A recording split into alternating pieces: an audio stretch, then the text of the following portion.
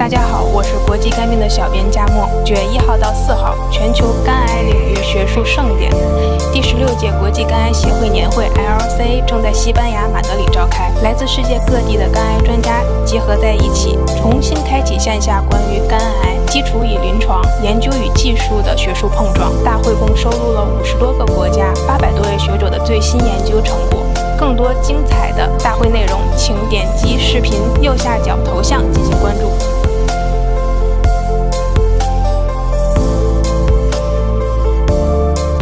Hello, dear colleagues. My name is Ghassan Abou Alfa from Memorial Sloan Kettering Cancer Center in New York City.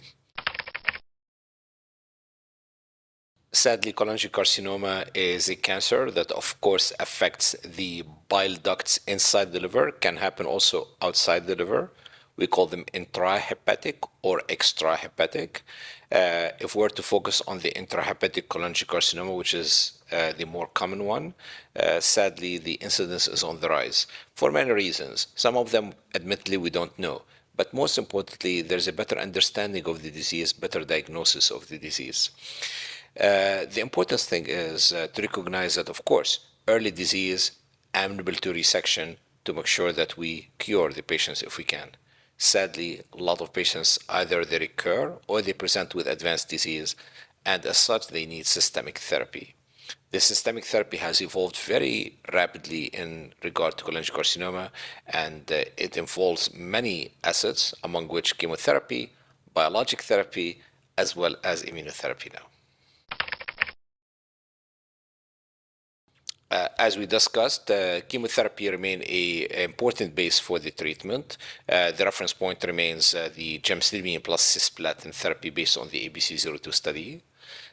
No doubt adding on more chemotherapy is yet not validated, but nonetheless, we're waiting for some important data like the SWOG 1812 study of gemcitabine cisplatin plus nab-paclitaxel.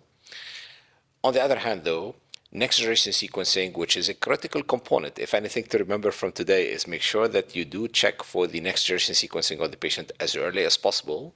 And many genetic alterations we have targeted therapy for. And this really was important to make sure that we provide those therapy for the patients when needed, like anti-HFR2, anti-IDH1, anti-HER2, etc.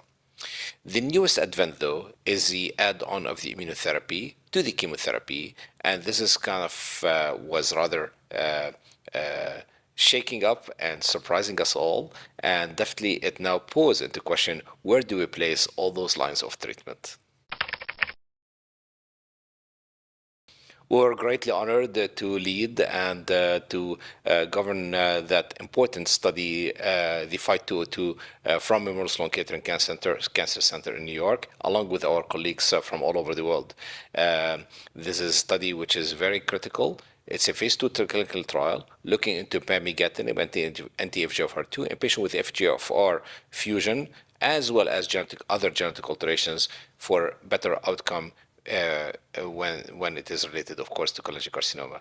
The design did permit the accrual of patients into 3 arms based on the genetic makeup, either with the FGFR2 fusion or FGFR other mutations, or no FGFR mutations at all.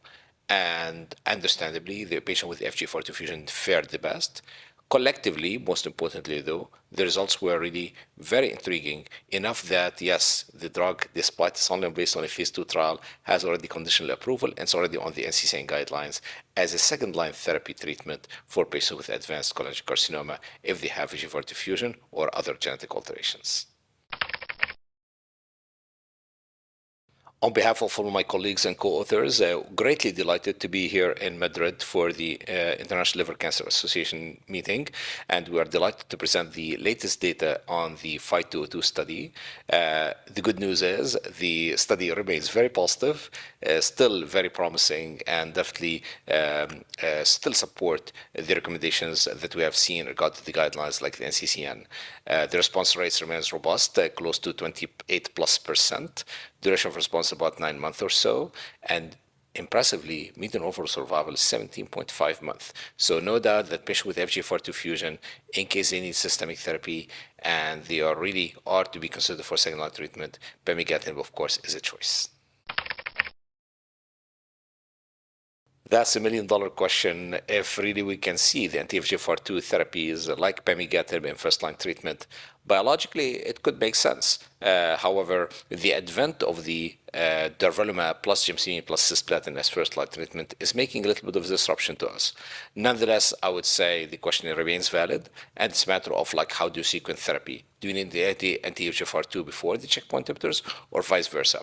So far, we're not clear. However, interestingly, in our data, and we have looked at the data from many perspectives, but second-line treatment may be a good positioning for the pemigatinib, at least for now, until we know better. So this is something yet to be answered, but at the moment, of course, if a patient is not able to get the durvalumab, if number two, they are not eligible for durvalumab, of course, the clinical trials, including the one for the pemigatinib as a phase 3 clinical trial in first-line therapy, is a great choice.